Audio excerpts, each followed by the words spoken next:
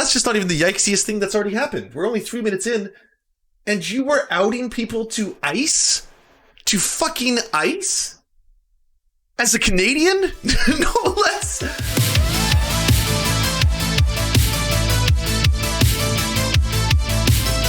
When JJ McCullough did a call out of myself, as well as a whole bunch of other Canadian Twitch and or YouTube streamers and content producers, one of the things he did point out was that other Canadians don't talk about Canada as much.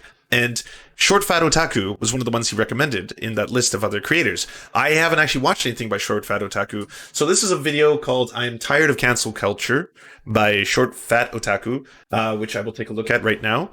And already I'm enjoying the groin. It's nice. The bulge is a good start to this video. So let's begin. I was actually gone for a couple days. I don't know if you noticed. I was getting fiber optic internet installed. So hopefully this video is coming to you at the speed of light. If not, then maybe I've been had. Anyway, today we're talking about cancel culture, and more specifically, how I don't really care about it. And I hope you don't mind indulging me in an old man ramble for at least a couple of minutes. I've talked about my pre-political past on YouTube a few times now. I think I've done at least 2 videos on it. If you're new, this channel only really started getting into politics basically around Gamergate, and before that it was game playthroughs, which are now over on my Game Boomers channel, and before that they were anime reviews. You know, that guy with the glasses styled anime reviews, all the way back in 2009. It was me and 2 friends. We were a lot younger and we were just having fun. That's why the channel's name is Short Fat Otaku, because we were all otakus. But that also means that I have a lot of old friends from other parts of the internet that aren't political. In fact, parts that should be apolitical, like anime, like video games, let's plays, that kind of stuff. Places where, frankly, politics really shouldn't be injected, one way or the other. Now, while I was offline getting that internet installed, I actually got removed from a Discord of people that I used to be friends with a long time ago. And no, I am not asking you to cancel them. That's why I've censored all of their names. I just want to discuss the topic, if you don't mind. I want you to read a little bit with me, just so we can discuss the nature of places that really should be apolitical, like non-politic side of YouTube, and how they've become politicized, and how the people in those spaces believe that that is morally justifiable, okay? It's been brought to our attention by several members of our community that due to your past actions and current content, people are uncomfortable with you continuing to be in the Discord. We are aware that you think those people of different political views can coexist, but unfortunately when your views and actions cause harm and fear in others, that's not the case. As to what views and actions we're talking about, I'll show you in a bit. I understand that we have history. When we were just 2 gaming channels, despite being different, I appreciated our friendship. I would have clicked away had I been watching this for the first time, because there's nothing more apolitical than art. I mean, art just as a generality, whether it's video games, whether it's music, movies, film, Pornhub, it's the most apolitical thing on the planet. So yeah, let's enjoy that. However, as much as I respect the ideal of looking past differing views, there's a line that I can't cross. The history of your words and ideals go against my own, my friends, and radiate a hatred that I can't tolerate in my community. Apparently I radiate hatred, okay. I hope you understand. We're just too different, and even if you don't think we are, I hope you respect and understand that I do. And I mean, fair enough. Ultimately, this is their Discord, not mine. It is not my place to complain. They have their rules, and even though I think that they're completely ridiculous, it's their place. It's not mine. I would not do this in my Discord. I personally do not tolerate any kind of xenophobia in the slightest. We are all about creating a safe and caring environment for everyone, for people to be themselves and feel like they belong. It's actually sad whenever a friendship ends due to what basically amounts to Trump derangement syndrome. But let me show you my offense, okay? We've been provided with screenshots of both old and recent SFO comments, content, and remarks, and so we banned him. If you have interacted with his content because of this Discord, or been offended by his actions, we're deeply sorry. I'm sorry you had to watch a YouTube video of me, dude.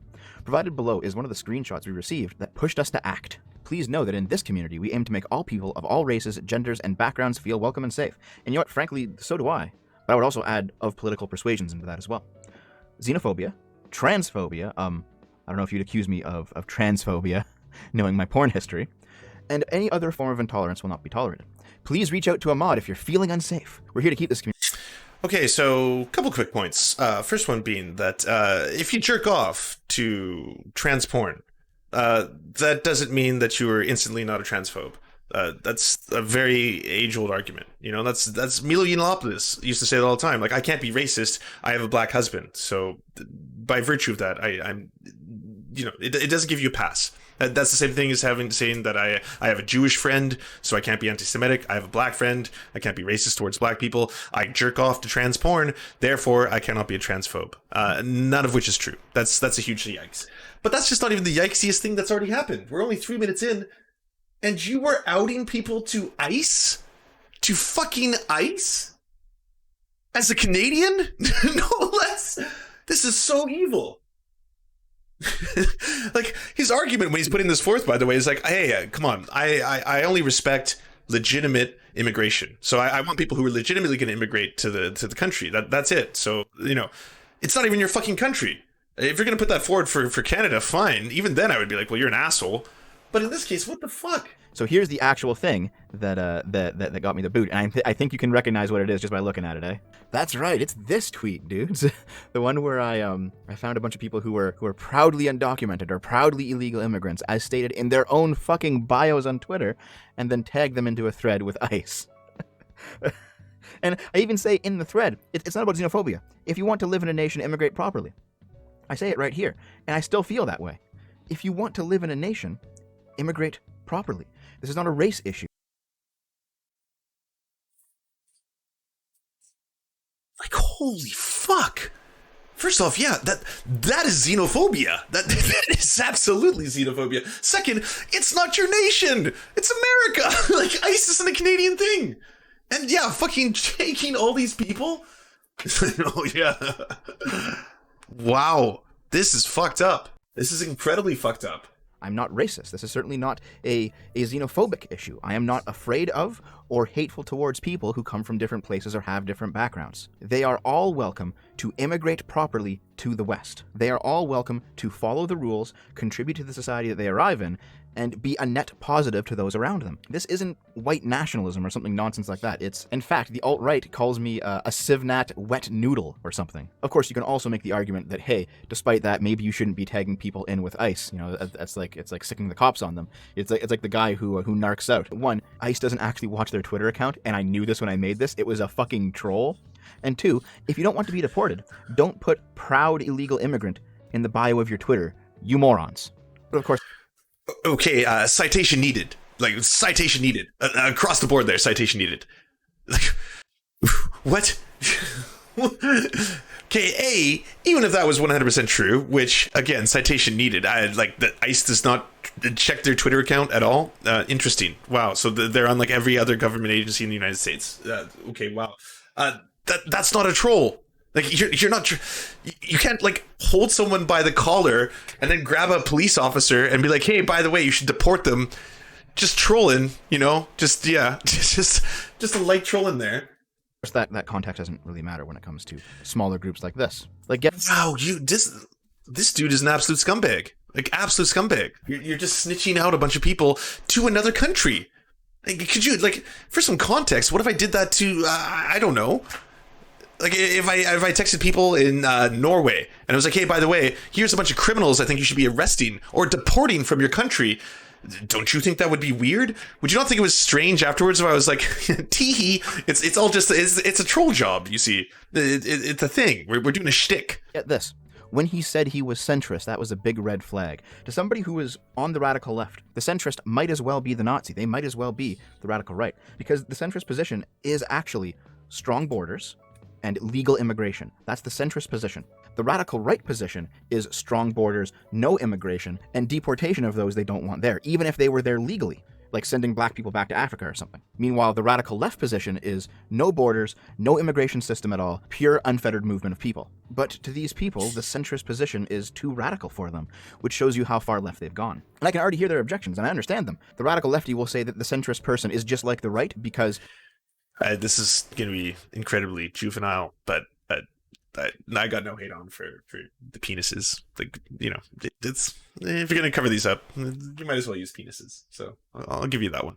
In practice, they just won't accept people of color or something. Fair enough, that might actually happen. However, the radical right person says that the centrist position might as well be the radical left position because people will simply refuse to enforce border laws and don't care when illegals come through, which is kind of what happened under Bill Clinton. So their positions are equal but opposite. They believe the centrist to not be extreme enough for them, so therefore they must be extreme in the other way. Fundamentally, they have no idea what nuance is. I always view it as a mark of pride when somebody who thinks this way, in fact, also thinks my content is hateful and cruel. That's simply part of speaking the uncomfortable truths. However, it was never going to be about how I could argue my case, or how I could show them how I'm not actually some kind of hateful bigot for holding these opinions, and in fact, these opinions not only have their basis in reality, but in some cases seem to be objectively true regarding certain things about governance. But it was never going to be about making a convincing argument, it was always going to be ideological. Nothing blatantly offensive was said in this Discord. The ban was entirely decided on because of his actions outside of the Discord. So it's just like Facebook, banning you for stuff that you do off-platform, or Patreon, or whoever else. It's the nonsense we've been fighting everywhere, just on a much smaller scale, because this Discord had like 50 people in it or something. Now I've actually got, I think, 5 people in there who are still like sending me messages and being like, LOL, have you seen what they've done now? And they did delete all of my messages, so I can't actually show you the rather tame political conversations that I had in there. Okay, well, let's unpack a handful of this. The centrist position that he's defining here seems to be a lot closer to the right-wing position than it is anything else. But anyways, if you want to pull that card where I am just a centrist, all right? So I am just basically, and then, this is very Sam Harris, ideologically, I like to listen to the debate on both sides. I will hear from the right-wingers, the left-wingers, and then I will try to pull and pick apart the most nuanced discussion between these two, right? And we'll just cut right down to the center. And it sounds very reasonable. It sounds, very practical. It sounds pragmatic. It sounds like you are taking in as much information as possible. You're not being ideologically driven. You're basically just doing that. Unfortunately, it's complete and utter bullshit. There's no such thing as someone who's just taking this very calm, collected, centrist position. Everything he's defining in terms of his political ideology right now happens to land on what I would consider the right, and in some cases even a little bit far right when it comes to some of the, xenophobia. And at the same time, being apolitical, like I don't take a political stance one way or the other, that in and of itself is a political stance, first off. And secondly, throughout human history, there's no such thing as I just stood on the sidelines. Like that to me is going to be in sometimes even more egregious. Let's go Godwin's law on this.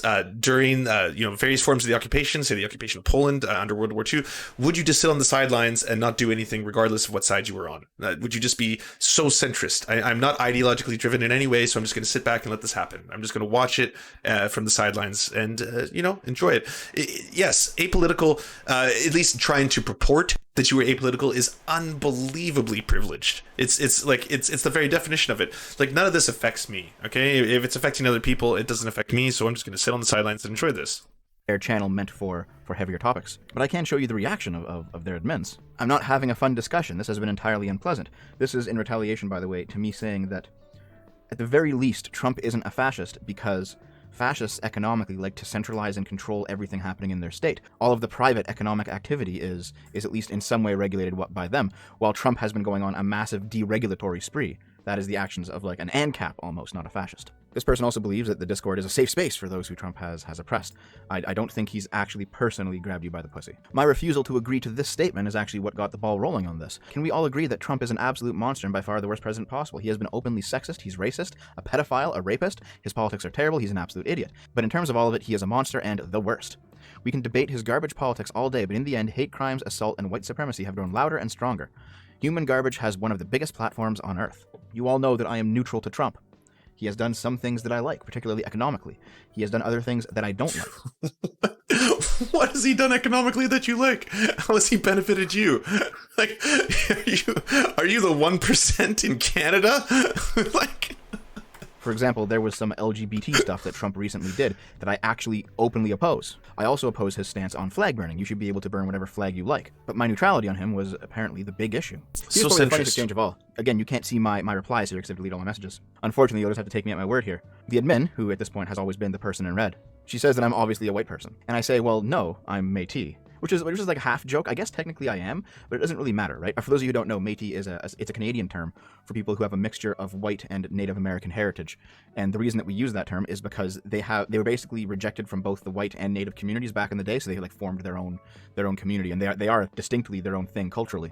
However, I am not Métis in any real sense. I don't look Métis. I don't practice any of the culture. I just happen to have a Native ancestor back there somewhere. So it doesn't really matter. And in response to this, she says, if you look white, you reap the benefits. That's just a fact. My reply, which is where the white line would be like, oh, that's actually like bisexual people. And that is in fact the truth. If you are not white, but you're white passing, you get white privilege. In the same vein, if you're bisexual and you're straight passing, then you have access to straight privilege. Like if you have an opposite gender partner and you're walking around outside and you're holding hands with them and you very clearly appear to be a heterosexual couple, even though you're bi, you have access to straight privilege. And that offended these people. What the fuck? Excuse me? I'd explain that ASAP. I didn't really get a chance to honestly explain it all that well because the conversation moved on. But I actually recall this from a feminist point of view. I think, what was her name? Dr. Jenny Roth? I gotta look it up. Yeah, Dr. Jenny Roth. I don't know why her photo is upside down on Lakehead University's website, but I took a few of her gender studies classes when I was in university back there.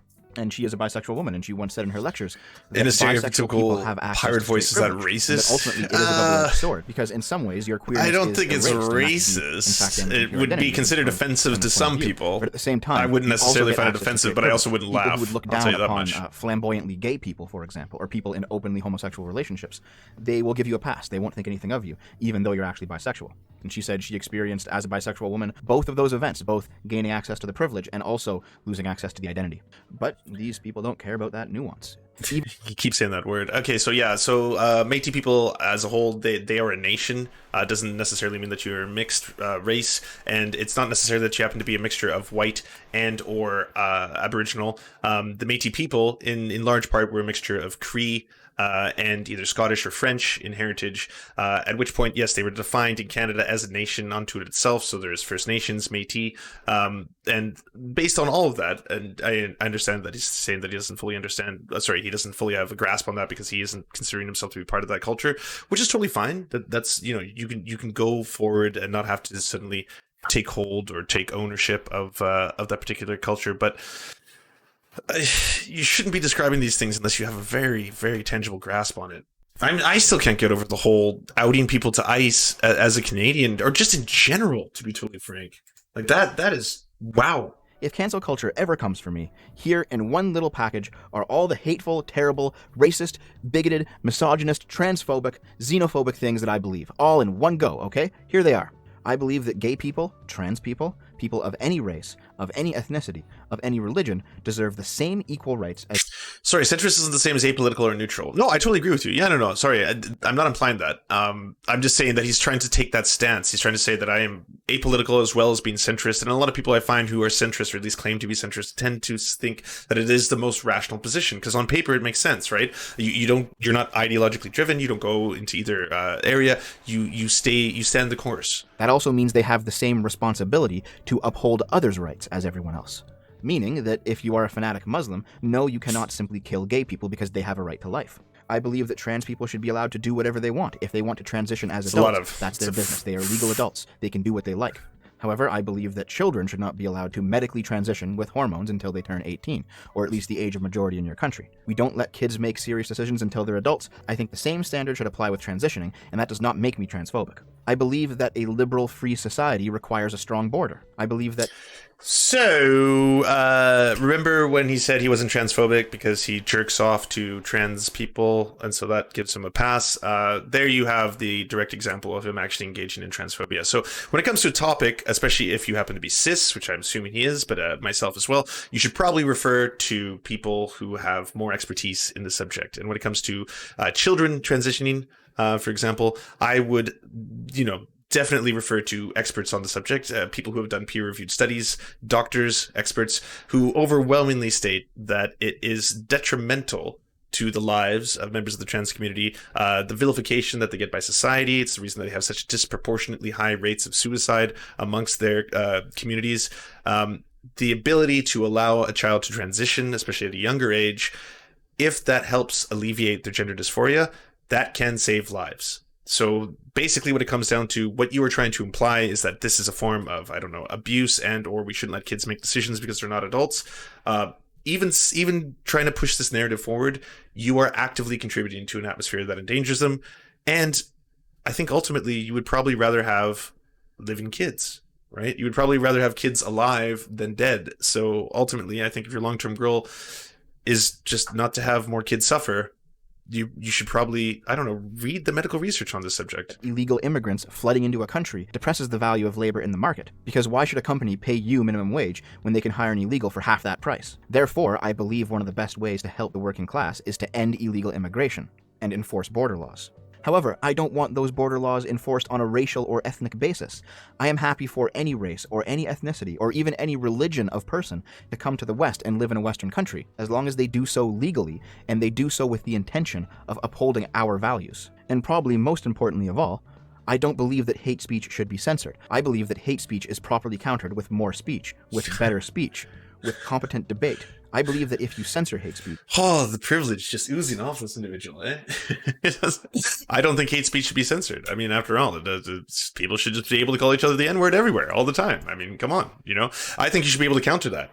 Counter that hate speech with more hate speech, if that's the way you're going to do things. I mean, come on. There's no such thing as protected classes. I mean, if people want to, you know, call members of the trans community, if they want to misgender them, if they want to call them names, and hopefully it doesn't cause them to want to act out in some kind of negative fashion, then yeah, I think that should be completely allowed. And hey, what about the fact that, I don't know, members of a marginalized community might not have the same privilege as you, and the idea that they're just going to be able to have the same platform in the equal marketplace of ideas to be able to push back against hate speech with more selective speech isn't going to be available to them, that there's going to be a disproportionate amount. One person has a much larger megaphone than the other one. How does anyone defend hate speech? Like, I just want all uncensored speech. Just let freedom reign. Jesus. All right. Hey friend, thanks for watching. Before we bombard you with all of our shameless links, we want you to bombard us. Do you have a worker co-op business or local union you'd like us to advertise at the end of our episode for free? So, if you'd like ears on your worker co-op, go down to weareserfs.com. And while you're there, join the Discord, because it's filled with righteous guys, gals, and MPals. Finally, come check us out on Twitch Live 5 days a week by going to twitch.tv/theserftv. Yeah. To our lords, Ricky Pilgrim, I'm Raft, Tomospone, Nine Tails Cosmic Fox, Hans Josephine, and Corpse Harvester, we bow meekly for your pleasure. To our Knights of the Round Table, Josh Mickelson, Dylan Byte, Zach Christensen, Todd Buckingham, Todd Lajeunesse, Clement Chetskoff, Cooper Pilot, aka the Man with Large Balls, Political Puppy, Nick Davis, Ali May, and Alan R., we salute you. And to our many merchants and farmers, you have our undying loyalty.